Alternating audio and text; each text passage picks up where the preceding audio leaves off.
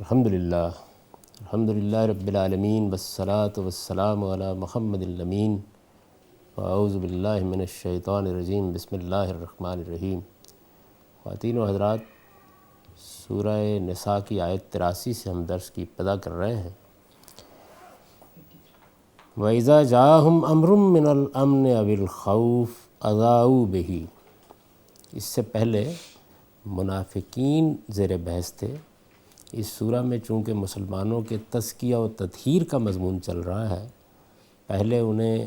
ضروری ہدایات دی گئی ہیں ان کی معاشرت کی اصلاح کے لیے، یہ اخلاق کی تزکیہ ہے۔ اس کے بعد جو ان کی اس وقت جماعت ہے اسے منافقین سے پاک کیا جا رہا ہے، اور انہیں بتایا جا رہا ہے کہ تمہاری جماعت کو، تمہارے نظم کو منافقین سے بالکل الگ ہو کر متعین ہو جانا چاہیے، تاکہ اللہ تعالیٰ کا جو فیصلہ صادر ہونے والا ہے وہ واضح طریقے پر منکرین کو بھی کیفر کردار تک پہنچا دے اور ایمان والوں کے لیے بھی سرفرازی کا ذریعہ بن جائے۔ تو اسی ضمن میں اب یہ فرمایا ہے کہ یہ جو لوگ ہیں یہ تمہارے خیر خواہ نہیں ہیں، یعنی تطہیر کی ضرورت کیوں پیش آ رہی ہے؟ اس لیے کہ مسلمانوں کے ان کے ساتھ تعلقات ہیں، روابط ہیں، اور وہ سمجھتے ہیں کہ یہ ہمارے بھائی ہیں۔ ان کی ریشہ دوانیاں اور ان کی سازشیں بعض اوقات ان پر واضح نہیں ہوتیں، چنانچہ اس کو موضوع بنا کر اب انہیں بتایا جا رہا ہے کہ یہ تمہارے خیر خواہ نہیں ہیں۔ اس لیے جب امن یا خطرے کی کوئی بات پہنچتی ہے، وَإِذَا جَاءَهُمْ أَمْرٌ مِّنَ الْأَمْنِ أَوِ الْخَوْفِ أَذَاعُوا بِهِ، تو یہ اسے پھیلا دیتے ہیں۔ امن یا خوف، امن یا خطرہ، ظاہر ہے کہ دونوں صورتوں میں ایسے مہمات مسائل ہو سکتے ہیں کہ جن کو عام لوگوں میں افواہوں کی طرح نہیں پھیل جانا چاہیے۔ کسی بھی نظم میں، کسی بھی اجتماعیت میں یہ بڑی ذمہ داری کی چیز ہوتی ہے کہ کوئی مسئلہ سامنے آیا ہے تو وہ مسئلہ ان لوگوں کے ذریعے سے لوگوں تک پہنچے جو اس کی حقیقت کو سمجھتے ہیں، اس کے بارے میں کوئی صحیح رائے قائم کر سکتے ہیں۔ لیکن اگر نیت ٹھیک نہ ہو یا تربیت صحیح نہ ہو تو بعض اوقات لوگ کوئی بات بھی ان کے سامنے آتی ہے تو اس کو کچھ سے کچھ بنا کے پھیلانا شروع کر دیتے ہیں۔ تو یہ قرآن مجید نے بتایا کہ چونکہ یہ تمہارے خیر خواہ نہیں ہیں، اس لیے امن یا خطرے کی کوئی بات بھی ان کے سامنے آتی ہے تو یہ افواہوں کی طرح اسے پھیلا دیتے ہیں۔ عام حالات میں بھی افواہیں بڑی خطرناک ہوتی ہیں۔ یہ جس زمانے کا ذکر ہے وہ جنگ کا زمانہ تھا، تو اس میں ظاہر ہے کہ خطرناکی اور بھی زیادہ بڑھ جاتی ہے۔ یعنی مسلمانوں کی ایک چھوٹی سی ریاست وجود میں آ چکی تھی اور گرد و پیش سے خطرات میں گری ہوئی تھی۔ اس موقع کے اوپر جو لوگ اپنے دل میں نفاق رکھتے تھے، یہ ان کے طرز عمل کا ذکر ہے۔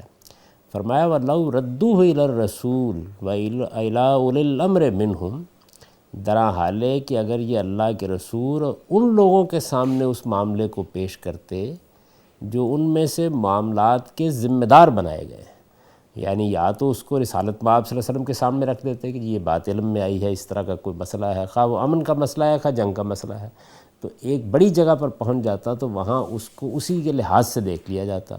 یا جن لوگوں کو معاملات کا ذمہ دار بنایا گیا، ظاہر ہے کہ جب ایک نظم آپ قائم کرتے ہیں تو اس کی سربراہی تو اس وقت اللہ کے پیغمبر فرما رہے تھے، لیکن ان کے تحت بہت سے لوگوں کو ذمہ دار بھی بنایا گیا تھا، تو ان ذمہ داروں کے سامنے پیش کر دیتے۔ تو ارشاد ہوا کہ لَعَلِمَهُ الَّذِينَ يَسْتَنبِطُونَهُ مِنْهُمْ، تو اس کا نتیجہ یہ نکلتا کہ وہ لوگ جو بات کی تہ تک پہنچنے کی صلاحیت رکھتے ہیں وہ اس کو سمجھ لیتے۔ اس میں جو لفظ عالم آیا ہے یہ کسی چیز کے موقع و محل کو متعین کر لینے کے معنی میں بھی آتا ہے، اور یہاں یہ اسی مفہوم میں ہے۔ یعنی ان لوگوں کے سامنے اگر یہ بات آتی جو تمہارے اندر بات کی تہ تک پہنچنے کی صلاحیت رکھتے ہیں، مسئلہ کیا ہے، کس نوعیت کا ہے، اس کو کیسے دیکھنا ہے، جن لوگوں کے اندر یہ صلاحیت تھی اگر بات ان کے سامنے آتی، اور وہ کون لوگ ہیں، یعنی یا تو اللہ کے رسول کے سامنے آتا یا جن کو رسول اللہ صلی اللہ علیہ وسلم کی طرف سے ذمہ داری دی گئی ہے ان کے سامنے آتا۔ تو اجتماعی زندگی میں یہ ایک بڑی اہم چیز ہوتی ہے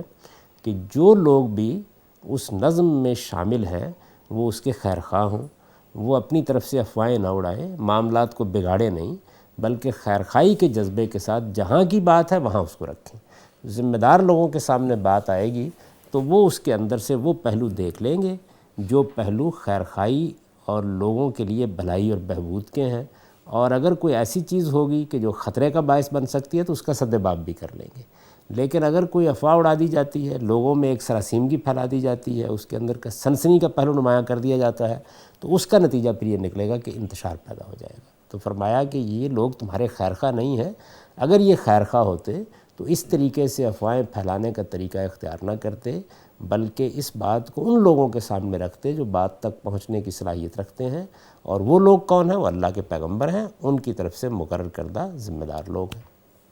وَلَوْلَا فَضْلُ اللَّهِ عَلَيْكُمْ وَرَحْمَتُهُ لَاتَّبَعْتُمُ الشَّيْطَانَ إِلَّا قَلِيلًا۔ تو فرمایا کہ یہ راستہ انہوں نے اختیار نہیں کیا، انہوں نے شیطان کی راہ اختیار کی ہے، اور اگر تم پر اللہ کا فضل اور اس کی رحمت نہ ہوتی تو تھوڑے سے لوگوں کو چھوڑ کر تم سب شیطان کی پیروی کرتے۔ یعنی یہ بتا دیا کہ یہ ایک شیطانی طریقہ ہے کہ افواہیں پھیلائی جائیں، انتشار پیدا کیا جائے، بات کو کچھ سے کچھ بنا دیا جائے، ذمہ داروں کے سامنے رکھنے کی بجائے اسے عامت الناس میں پھیلانے کی کوشش کی جائے۔ یہ کام ہمیشہ شیطان چاہتا ہے کہ ہو، یعنی شیطان ظاہر ہے کہ انسانوں میں بھی ہوتے ہیں، جنات میں سے بھی ہیں، تو شیاطین یہ چاہتے ہیں کہ اس طرح کے طریقے اختیار کیے جائیں۔ تو فرمایا کہ اللہ نے بڑا کرم کیا اور اس کی بڑی رحمت ہوئی، ورنہ ان لوگوں نے جو طریقہ اختیار کیا تھا معلوم نہیں کس کس معاملے کو یہ کیا صورت دے دیتے، اور اس کے نتیجے میں یہ چھوٹی سی جمعیت پیدا ہوئی یہ بالکل منتشر ہو کے رہ جاتی۔ تو یہ فرمایا کہ یہ انہوں نے طریقہ اختیار کیا ہے۔ فَقَاتِلْ فِي سَبِيلِ اللَّهِ لَا تُكَلَّفُ إِلَّا نَفْسَكَ۔ اب یہ ان کا ذکر کرنے کے بعد فرمایا کہ انہیں چھوڑو اور تم اللہ کی راہ میں جنگ کے لیے تیار ہو جاؤ۔ یعنی وہی مضمون جو پیچھے تھا کہ لوگ مظلوم ہیں، گرد و پیش کی بستیوں میں انہیں ستایا جا رہا ہے، وہ مدد کے لیے پکار رہے ہیں، تم ان کی مدد کے لیے اب اللہ کی راہ میں جنگ کرنے کا فیصلہ کرو اور ان کو ان کے حال پر چھوڑ دو۔ لا تکلف الا نفسک، تم پر اپنی ذات کے سوا کسی کی ذمہ داری نہیں ہے۔ یعنی یہ بتا دیا کہ لوگوں کو صحیح راستہ دکھانا، ان پر حق واضح کرنا، ان کی اصلاح کرنا، ان کی تطہیر اور تزکیہ کا اہتمام کرنا، یہی چیز ہے کہ جو پیغمبر کو بھی کرنی ہے، جو اللہ بھی چاہتے ہیں کہ ہو۔ کسی شخص کو آپ جو کچھ بھی کہتے ہیں بہرحال اس نے خود اختیار کرنا ہوتا ہے، تو یہ پیغمبر پر کوئی ذمہ داری نہیں عائد ہوتی یا مسلمانوں پر کوئی ذمہ داری نہیں عائد ہوتی کہ وہ اس سے آگے بڑھ کر ان لوگوں کو اس منافقت سے لازماً نکال لیں۔ تو ارشاد فرمایا کہ ان کو ان کے حال پر چھوڑو اور تم جنگ کے لیے نکلو، تم پر اپنی ذات کے سوا کسی کی ذمہ داری نہیں ہے۔ وَحَرِّضِ الْمُؤْمِنِينَ عَلَى الْقِتَالِ، اور ایمان والوں کو جنگ کے لیے ابھارو۔ رسالت میں آپ صلی اللہ علیہ وسلم کو مخاطب کر کے کہا کہ ان کو ان کے حال پر چھوڑ کر اب اقدام کا وقت آ گیا ہے، اقدام کیا جائے۔ آپ پر اپنی ذات کے سوا کوئی ذمہ داری عائد نہیں ہوتی، آپ ایمان والوں کو جنگ کے لیے آمادہ کریں۔ حَرِّضِ الْمُؤْمِنِينَ عَلَى الْقِتَالِ عَسَى اللَّهُ أَن يَكُفَّ بَأْسَ الَّذِينَ كَفَرُوا وَحَرِّضِ الْمُؤْمِنِينَ، ایمان والوں کو جنگ کے لیے ابھاریں۔ عَسَى اللَّهُ أَن يَكُفَّ بَأْسَ الَّذِينَ كَفَرُوا، بعید نہیں کہ اللہ ان لوگوں کا زور توڑ دے جو منکر ہو گئے ہیں۔ جو لوگ منکر ہو گئے ہیں توقع رکھو، اللہ ایک طرح کا وعدہ کر رہا ہے کہ توقع رکھو کہ اللہ ان کا زور توڑ دے گا، آپ اٹھیں اور اپنا کام کریں۔ اس سے اندازہ کیا جا سکتا ہے کہ اس وقت جن بستیوں میں لوگوں کو پرسیکیوٹ کیا جا رہا تھا، ان پر مذہبی جبر کیا جا رہا تھا، ان میں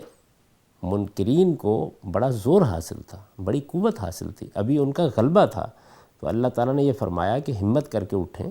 جتنی طاقت فراہم ہو گئی ہے اس کو لے کر آپ میدان میں نکلیں، ان مظلوموں کی مدد کے لیے جنگ کریں۔ جب یہ جنگ ہوگی تو اللہ سے توقع رکھیں کہ وہ ان منکروں کا زور توڑ دے گا۔ اللہ کا زور سب سے زیادہ ہے، فرمایا وَاللَّهُ أَشَدُّ بَأْسًا وَأَشَدُّ تَنْكِيلًا، اللہ کا زور سب سے زیادہ ہے اور اس طرح کے منکروں کو وہ بڑی عبرت انگیز سزا دینے والا ہے۔ یہ اب اس چیز کا اعلان ہے جو پیغمبر کی بعثت کے بعد لازماً ہوتی ہے۔ یہ فرمایا کہ اطمینان رکھیں، اللہ کے ساتھ مقابلہ ہونے والا ہے، یعنی یہ معاملہ اللہ کی ایک سنت کے طور پر ظہور پذیر ہو جائے گا، یہ کوئی عام انسانی مسئلہ نہیں ہے۔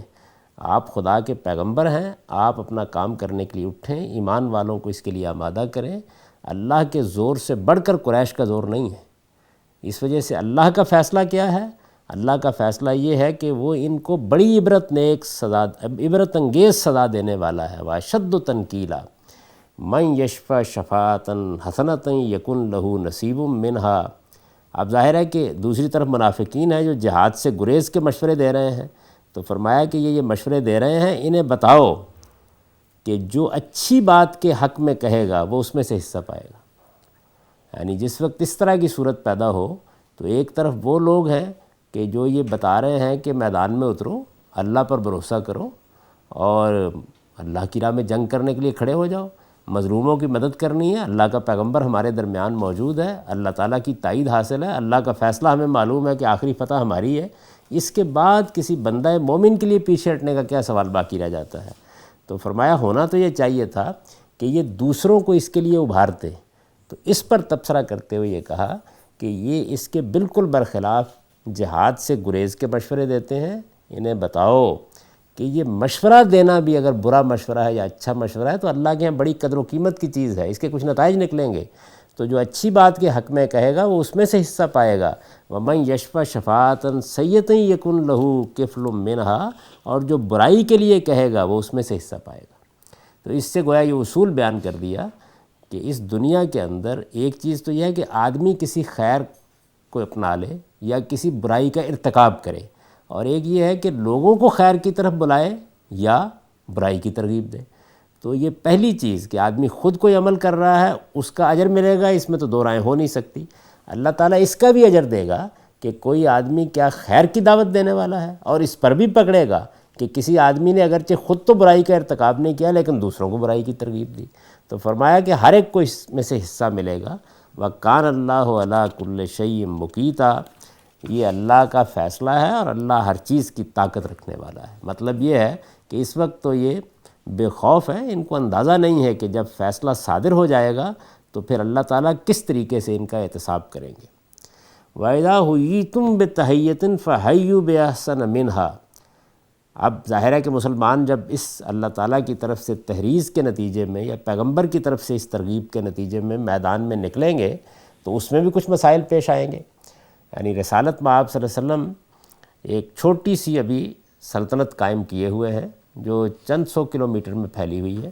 اس کے گرد و پیش میں بہت سی بستیاں ہیں جن میں ابھی قریش کا غلبہ اور اقتدار ہے۔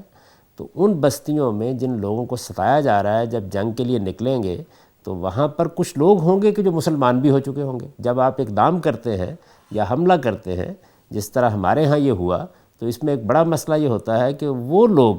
کہ جو غیر جانبدار ہیں یا ان بستیوں میں مسلمان ہو گئے ہوئے ہیں کہیں اقدام کے نتیجے میں ان پر زد نہ پڑے۔ تو فرمایا وَإِذَا حُيِّيتُم بِتَحِيَّةٍ، تم جنگ کے لیے نکلو اور جب کسی شخص کی طرف سے سلام کہا جائے تو کیا کرو؟ فَحَيُّوا بِأَحْسَنَ مِنْهَا، تو تم بھی سلام کہو اس سے بہتر یا اسی طرح۔ فَحَيُّوا بِأَحْسَنَ مِنْهَا أَوْ رُدُّوهَا۔ اوپر جو یہ فرمایا تھا کہ یشفع شفاعۃ سیئۃ، تو اس میں شفاعت کا مطلب بھی سمجھ لینا چاہیے کہ شفاعت کا مطلب یہ ہے کہ آپ نے ایک بات کہی اور میں نے اس کی تائید میں دوسری بات کہہ دی۔ تو فرما دیا تھا کہ یہ جب ایک آدمی اچھی بات کرتا ہے اور اس کی تائید میں آپ ایک بات کرتے ہیں اور اس کو ترغیب دیتے ہیں تو یہ بھی باعث اجر ہے، اور اگر کوئی برا کام کرتا ہے اور آپ اس کے ساتھ اپنی بات کو ملا دیتے ہیں یعنی اس کی برائی کو اور بڑھاتے ہیں، تو اس کے لیے لفظ شفاعت استعمال کیا ہے۔ اس سے عربی زبان میں لفظ شفاعت کی حقیقت سمجھ لینی چاہیے کہ شفاعت اصل میں میری بات کے ساتھ بات ملانا ہے۔ چنانچہ یہ انہی لوگوں کے لیے ہے جنہوں نے توبہ استغفار کی ہے۔ توبہ استغفار کی تائید میں پیغمبر کچھ فرمائیں گے یا صالحین کہیں گے، ان کے لیے نہیں ہے کہ جو خدا کے مقابلے میں سرکش ہو کے کھڑے رہیں۔ اب اس کے بعد آگے جو بات کہی ہے وہ یہ ہے کہ جو تمہارے لیے یہ سلام ہے یہ ایک شعار مقرر کر دیا گیا ہے۔ الفاظ آئے ہیں حیا ہو تحیتاً میں سے، حییتم بتحیتاً، تو اس کا اصل مطلب تو یہ ہے کہ کسی کو زندگی کی دعا دی جائے۔ اسی سے عربی زبان کا دعائیہ کلمہ نکلا ہے حیک اللہ، جس کا مطلب یہ ہے کہ اللہ تمہاری عمر دراز کرے۔ سلام اور اس کے ہم معنی دوسرے دعائیہ کلمات بھی چونکہ کم و بیش یہی یا اسی سے ملتا جلتا مفہوم اپنے اندر رکھتے ہیں، اس وجہ سے لفظ کے عام مفہوم میں وہ سب اس کے اندر شامل ہو جاتے ہیں۔ تو جس طرح ہمارے ہاں سلام کرنے کے لیے مختلف الفاظ استعمال ہوتے ہیں، اسی طرح یہ حیا کا جو فعل ہے یہ سلام کہنے کے لیے عربی زبان میں استعمال ہو جاتا ہے، جو یہاں پہ استعمال کیا قرآن نے۔ تو ارشاد فرمایا کہ جنگ کے لیے نکلو اور کسی شخص کی طرف سے سلام کہا جائے تو تم بھی سلام کہو بِأَحْسَنَ مِنْهَا، اس سے بہتر، اور ردوہا، یا اسی طرح، اور کسی کے ساتھ زیادتی نہ کرو، یعنی ایسا نہ ہو جائے کہ تمہاری طرف سے کوئی زیادتی ہو۔ ان اللہ کان علی کل شیء حسیبا، اس لیے کہ اللہ یقیناً ہر چیز کا حساب لینے والا ہے۔ یہ فوج کشی چونکہ ان مظلوم مسلمانوں کی حمایت میں کی جا رہی تھی جو منکروں کے نرغے میں تھے، اس لیے ہدایت کی گئی ہے کہ سلام کو ان کے اسلام کی علامت سمجھا جائے، یعنی جیسے ہی سلام کیا جائے تو آپ ان کے سلام کو قبول کریں۔ اس موقع پر یہ جائز نہیں ہے کہ اپنی طرف سے کچھ اس طرح کی تشکیک کا اظہار کیا جائے کہ پتہ نہیں ویسے ہی جان بچانے کے لیے کہہ رہے ہیں۔ اس کا جواب بہتر طریقے سے دیں، ان کے ایمان اسلام کی تحقیق بعد میں ہو جائے گی۔ اس وقت زیادہ اہمیت اس چیز کی ہے کہ کوئی مخلص مسلمان تلواروں کی زد میں نہ آ جائے، یعنی یہ ہدایت کی گئی ہے نکلتے وقت کہ اس کا خیال رکھو کہ کسی مخلص مسلمان کے خلاف کوئی اقدام نہ ہو جائے، پوری احتیاط کے ساتھ۔ چنانچہ یہ شعار مقرر کر دیا جائے کہ جو شخص بھی کسی بستی کے اندر، یعنی اس وقت کوئی لوگوں کے ماتھے پر تھوڑی لکھا ہوا تھا نا، بستیوں میں لوگ مسلمان ہو چکے تھے، آپ نے ایک بستی پر حملہ کیا ہے، جنگ کے لیے نکلے ہیں، تو کچھ لوگ مقابلے میں آ گئے ہیں، کچھ لوگ ہو سکتا ہے کہ اس وقت حملے کے نتیجے میں مقابلے میں تو نہ آئے ہوں لیکن ویسے مارے جائیں، تو اگر ان میں سے کوئی سلام کہتا ہے تو بس وہ تمہاری پناہ میں آ جانا چاہیے، یعنی تمہیں اس کا استقبال کرنا چاہیے اور اس کو قبول کر لینا چاہیے۔ بعد میں تحقیق ہوتی رہے گی، جو بھی کرنا ہوگا وہ کر لیا جائے گا۔ تو ارشاد فرمایا کہ اللہ یقیناً ہر چیز کا حساب لینے والا ہے، یعنی مطلب یہ ہے کہ اس معاملے میں بے احتیاطی نہیں ہونی چاہیے۔ یہی وہ چیز ہے جس کے ذیل میں بعض واقعات آپ لوگوں نے سنے ہوں گے کہ فلاں جگہ کے اوپر کسی نے کلمہ پڑھ لیا اور کسی نے آگے سے یہ بات کہی اور کسی نے اس کو مار دیا، تو اس پر رسالت پاک صلی اللہ علیہ وسلم نے بہت سخت تنبیہ کی ہے۔ بعض لوگوں نے کہا کہ وہ ہم حملہ آور تھے تو تلواروں کی وجہ سے یا موت کے خوف سے اس نے ایسا کہا ہے، تو آپ نے فرمایا کہ تم نے کیا اس کا سینہ چیر کر دیکھ لیا تھا؟ تو یہ اس موقع کی باتیں ہیں جس موقع کے اوپر یہ کارروائی کرنے کے لیے کہا گیا ہے۔ اللہ لا الہ الا ہو لیجمعنکم الی یوم القیامت لا ریب فیہ، اللہ کے سوا کوئی الہ نہیں ہے، وہ تم سب کو قیامت کے دن کی طرف لے جا کر رہے گا جس کے آنے میں کوئی شبہ نہیں ہے۔ ومن اصدق من اللہ حدیثا، اور اللہ سے بڑھ کر سچی بات کہنے والا کون ہو سکتا ہے؟ یعنی اللہ تعالیٰ نے یہ فرمایا کہ اس کائنات کے اندر تنہا اسی کی بادشاہی ہے، وہی پروردگار ہے، قیامت آنے والی ہے اور خدا نے یہ سچی خبر تم کو دے دی ہے۔ ایک دن تم قیامت کے موقع کے اوپر ہانک کر خدا کے سامنے لے جائے جاؤ گے، اس لیے متنبہ رہو، کہیں ایسا نہ ہو جائے کہ تم کوئی غلط اقدام کر ڈالو۔ فما لکم فی المنافقین فئتین، یہ مسلمان واقف ہیں اس بات سے کہ کون لوگ ہیں کہ جنہوں نے ایمان قبول کیا اور منافقت اختیار کر لی، وہی زیر بحث ہیں۔ یعنی یہ فرمایا تھا نا اوپر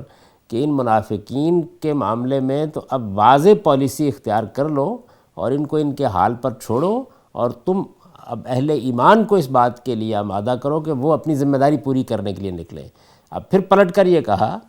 کہ تمہیں کیا ہو گیا ہے کہ ان منافقوں کے بارے میں تم دو گروہ ہو رہے ہو؟ واللہ ارکسکم بما کسبوا، اللہ نے تو ان کے کیے کی پاداش میں انہیں الٹا پھیر دیا ہے۔ یہ کیوں دو گروہ ہو رہے تھے مسلمان؟ اس لیے کہ ان کے رشتے اور قرابت تھے، خاندان اور قبیلے کے تعلق تھے۔ تو کچھ لوگ تو یہ کہتے تھے کہ اب ان کے معاملے میں کوئی رعایت نہیں ہونی چاہیے، جیسے بہت سے واقعات میں سنا ہوگا کہ کوئی اس طرح کا معاملہ سامنے آ گیا، سیدنا عمر نے یہ کہا کہ اب تو ان کی گردنیں ہی مار دینی چاہیے، اس لیے کہ یہ اس قابل نہیں رہے۔ تو ہر موقع کے اوپر کچھ نہ کچھ اس طرح کا معاملہ کرتے ہیں، لیکن جن کے تعلقات تھے، روابط تھے، وہ چاہتے تھے کہ کچھ نرمی کا رویہ اختیار کیا جائے۔ ان کا خیال تھا کہ اگر ان لوگوں کو ان کے حال پر چھوڑ دیا جائے اور کچھ ربط ضبط رکھا جائے تو آہستہ آہستہ یہ سچے مسلمان بن جائیں گے۔ یعنی یہ دو گروہ مسلمانوں کے اندر یہاں اس آیت سے معلوم ہوتا ہے کہ پیدا ہو گئے تھے۔ تو ان کے بارے میں یہ کہا ہے کہ تمہیں کیا ہو گیا ہے کہ ان منافقوں کے بارے میں دو گروہ ہو رہے ہو؟ اللہ نے تو ان کے کیے کی پاداش میں انہیں الٹا پھیر دیا ہے، یعنی اسلام کی طرف جو قدم انہوں نے اٹھایا تھا اسے جب دنیا کی محبت میں انہوں نے پیچھے ہٹا لیا تو اللہ نے بھی ان کے اس جرم کی پاداش میں انہیں اسی حالت کی طرف لوٹا دیا جس میں وہ یہ قدم اٹھانے سے پہلے تھے۔ یہ اللہ نے اپنے قانون کی طرف اشارہ کیا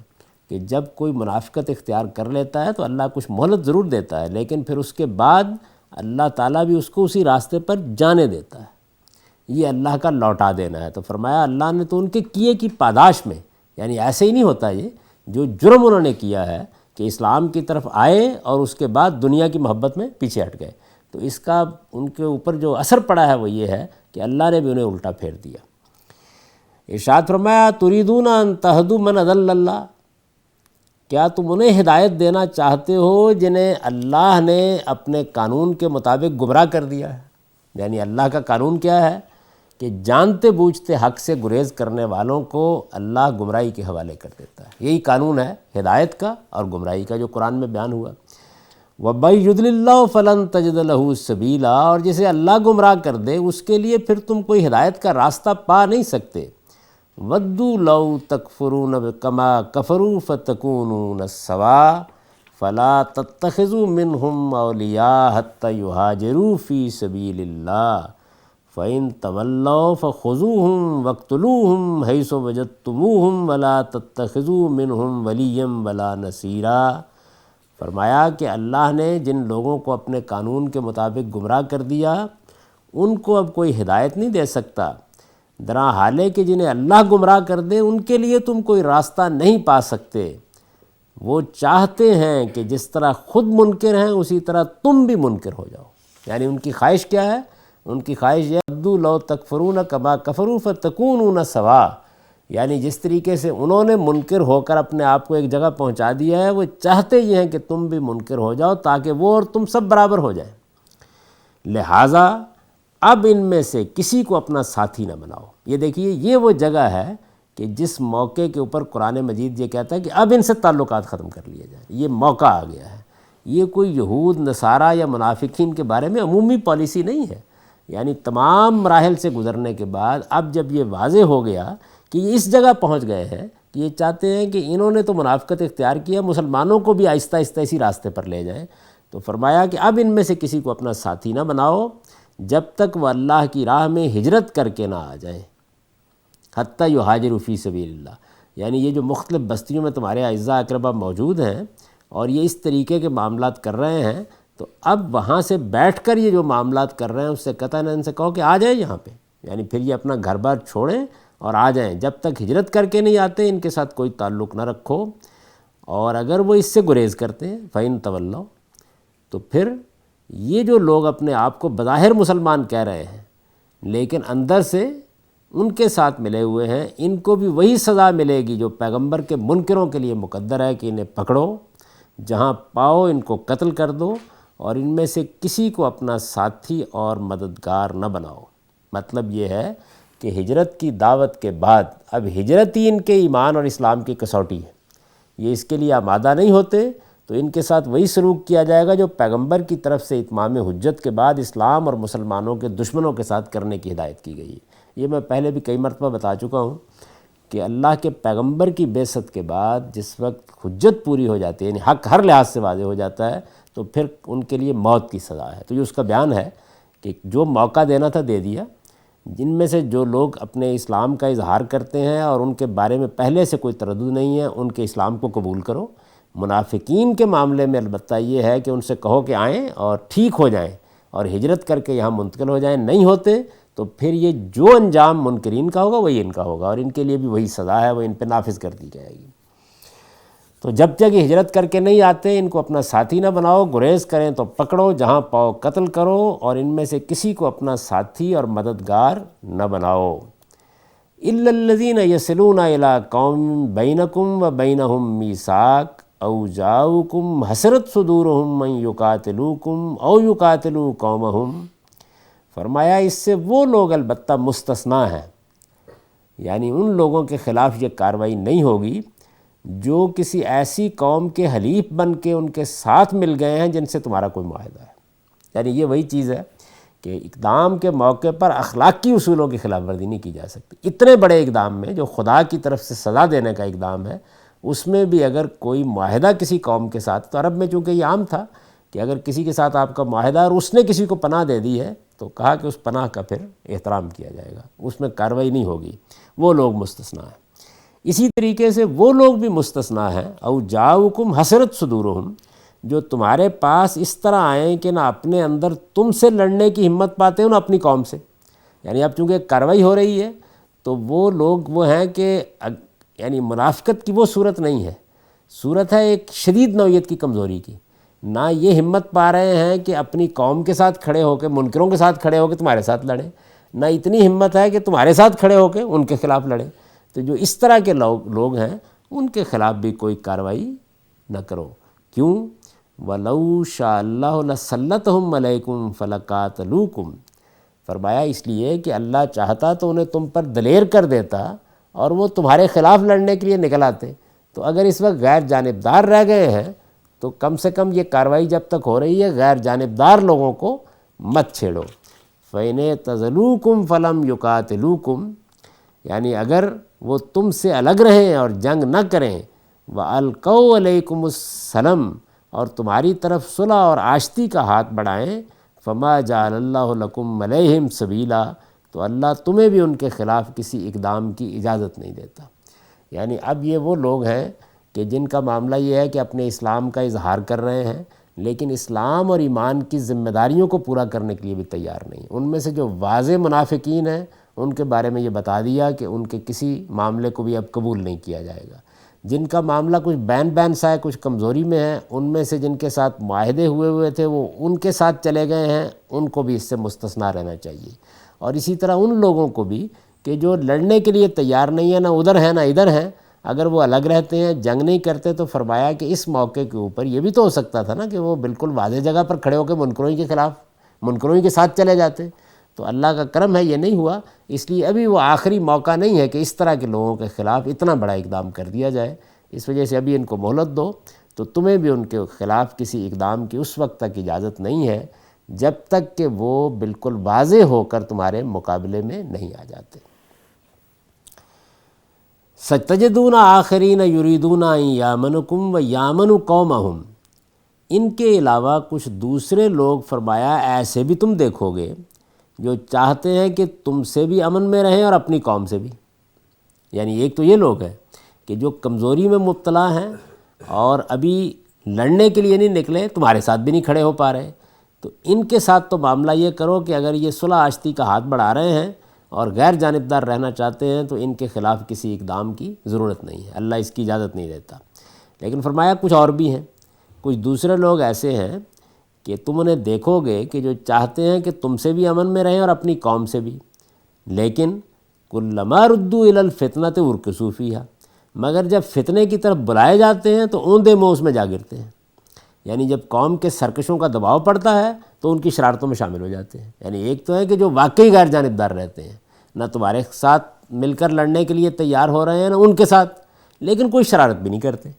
لیکن انہی کے اندر سے وہ لوگ بھی ہیں کہ جب فتنے کی طرف بلائے جاتے ہیں تو اوندے منہ اس میں جا گرتے ہیں.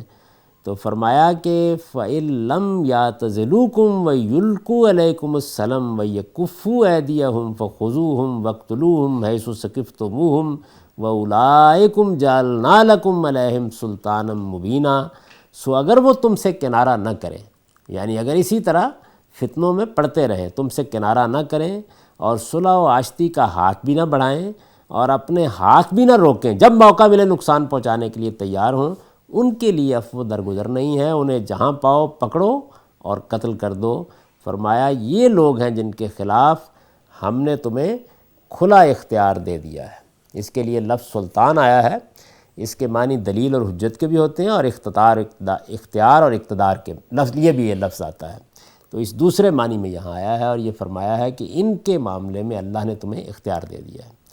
اب اگر اس سارے سلسلہ بیان کو آپ دیکھیں تو اس میں جو بات بیان ہوئی ہے وہ یہ ہے کہ مسلمانوں کو اب اقدام کرنا ہے، ان لوگوں کی مدد کے لیے نکلنا ہے جو مختلف بستیوں میں ستائے جا رہے ہیں. ان کے اندر بھی طرح طرح کے لوگ ہیں، تو ان لوگوں کے ساتھ کیا معاملہ کرنا ہے. جن لوگوں کا حال تو یہ ہے کہ وہ فوراً مسلمانوں کے ساتھ آنے اور ہجرت کرنے کے لیے تیار ہیں، ان کا سلام شعار ہے، وہ جیسے ہی السلام علیکم کہتے ہیں مسلمان سمجھو، ان کے خلاف کوئی اقدام نہ کرو. جن لوگوں کا معاملہ منافقت کا ہے ان میں ایک واضح پالیسی اختیار کر لی گئی ہے. فرمایا اس میں تمہیں دو گروہ نہیں ہونا چاہیے، اب تمام تعلقات ختم کر دینے چاہیے، اب ایک واضح جگہ پہ کھڑے ہو کر معاملہ کرنا چاہیے. پھر جو کمزور قسم کے لوگ ہیں ان کی کئی قسمیں ہیں، ان میں سے وہ بھی ہیں کہ جو فتنوں میں پڑتے ہیں اور شرارتیں کرتے ہیں اور اپنے لوگوں سے متاثر ہو جاتے ہیں، وہ بھی ہیں کہ جو بالکل غیر جانبدار کھڑے ہیں، ہمت ہی نہیں پا رہے نہ ادھر نہ ادھر کسی جانب بھی۔ تو ان تمام گروہوں کو لے کے یہ بتا دیا ہے کہ جنہوں نے کوئی شرارت نہیں کی، جو آگے نہیں بڑھے، جو کسی کا ساتھ دینے کے لیے تیار نہیں ہے، غیر جانبدار رہنا چاہتے ہیں، ابھی ان کے ساتھ معاملہ ایسے ہی رہے گا۔ لیکن جو فتنے میں پڑ گئے اور جنہوں نے جب موقع ملا ہے صلح و آشتی کے بجائے جنگ کا راستہ اختیار کیا ہے، بار بار کے تجربے سے یہی بات معلوم ہو گئی ہے، ان سے اب کوئی رعایت نہیں کی جائے گی، انہیں یہ سزا دے دی جائے گی۔ پھر وہی بات کہ ابھی یہ آخری موقع نہیں آیا جو سورہ توبہ میں جا کے آئے گا، ابھی تو صرف یہ معاملہ ہوا ہے کہ جن لوگوں پر اللہ کی حجت پوری ہو گئی ہے ان کے خلاف اقدام کرنے کا فیصلہ کر لیا گیا ہے، لیکن اقدام کرنے کے معاملے میں یہ طریقہ اختیار کیا گیا ہے کہ جو کھلے دشمن ہیں، جو معاندین ہیں، ان کے خلاف اقدام کیا جا رہا ہے، باقی لوگوں کے خلاف ابھی اقدام نہیں کیا جا رہا۔ تو اس کو بیان کر دیا کہ یہ طریقہ اختیار کیا جائے گا۔ ان آیات کا سادہ ترجمہ سن لیجئے۔ ایمان والوں، یہ تمہارے خیر خواہ نہیں ہے، اس لیے انہیں جب امن یا خطرے کی کوئی بات پہنچتی ہے تو یہ اسے پھیلا دیتے ہیں، درا حال ہے کہ اگر یہ اللہ کے رسول اور ان لوگوں کے سامنے اسے پیش کرتے جو ان میں سے معاملات کے ذمہ دار بنائے گئے ہیں، تو جو لوگ ان میں سے بات کی تہ تک پہنچنے کی صلاحیت رکھتے ہیں وہ اس کو سمجھ لیتے ہیں، مگر انہوں نے شیطان کی راہ اختیار کی ہے، اور اگر تم پر اللہ کا فضل اور اس کی رحمت نہ ہوتی تو تھوڑے سے لوگوں کو چھوڑ کر تم سب شیطان کی پیروی کرتے۔ سو انہیں چھوڑو اور اللہ کی راہ میں جنگ کرو، تم پر اپنی ذات کے سوا کسی کی ذمہ داری نہیں ہے، اور ایمان والوں کو جنگ کے لیے ابھارو، بعید نہیں کہ اللہ ان لوگوں کا زور توڑ دے جو منکر ہو گئے ہیں، اللہ کا زور سب سے زیادہ ہے، اور اس طرح کے منکروں کو وہ بڑی عبرت انگیز سزا دینے والا ہے۔ یہ جہاد سے گریز کے مشورے دیتے ہیں، انہیں بتاؤ کہ جو اچھی بات کے حق میں کہے گا وہ اس میں سے حصہ پائے گا، اور جو برائی کے لیے کہے گا وہ اس میں سے حصہ پائے گا، یہ اللہ کا فیصلہ ہے اور اللہ ہر چیز کی طاقت رکھنے والا ہے۔ تم جنگ کے لیے نکلو، اور جب کسی شخص کی طرف سے سلام کہا جائے تم بھی سلام کہو، اس سے بہتر یا اسی طرح، اور کسی کے ساتھ زیادتی نہ کرو، اس لیے کہ اللہ یقیناً ہر چیز کا حساب لینے والا ہے۔ اللہ کے سوا کوئی الہ نہیں ہے، وہ تم سب کو قیامت کے دن کی طرف لے جا کر رہے گا جس کے آنے میں کوئی شبہ نہیں، اور اللہ سے بڑھ کر سچی بات کہنے والا کون ہو سکتا ہے۔ تم ان لوگوں کو جانتے ہو جو ایمان لا کر پلٹ گئے ہیں، پھر تمہیں کیا ہو گیا ہے کہ ان منافقوں کے بارے میں دو گروہ ہو رہے ہو؟ اللہ نے تو ان کے کیے کی پاداش میں انہیں الٹا پھیر دیا ہے۔ کیا تم انہیں ہدایت دینا چاہتے ہو جنہیں اللہ نے اپنے قانون کے مطابق گمراہ کر دیا ہے؟ درا حال ہے کہ جنہیں اللہ گمراہ کر دے ان کے لیے تم کوئی راستہ نہیں پا سکتے۔ وہ چاہتے ہیں کہ جس طرح خود منکر ہیں اسی طرح تم بھی منکر ہو جاؤ، تاکہ وہ اور تم سب برابر ہو جائیں، لہٰذا ان میں سے کسی کو اپنا ساتھی نہ بناؤ جب تک وہ اللہ کی راہ میں ہجرت کر کے نہ آ جائیں، پھر اگر وہ اس سے گریز کریں تو انہیں پکڑو اور جہاں پاؤ قتل کرو، اور ان میں سے کسی کو اپنا ساتھی اور مددگار نہ بناؤ۔ اس سے وہ لوگ البتہ مستثنیٰ ہیں جو کسی ایسی قوم سے جا ملے ہوں جن سے تمہارا کوئی معاہدہ ہے، اسی طرح وہ لوگ بھی مستثنیٰ ہیں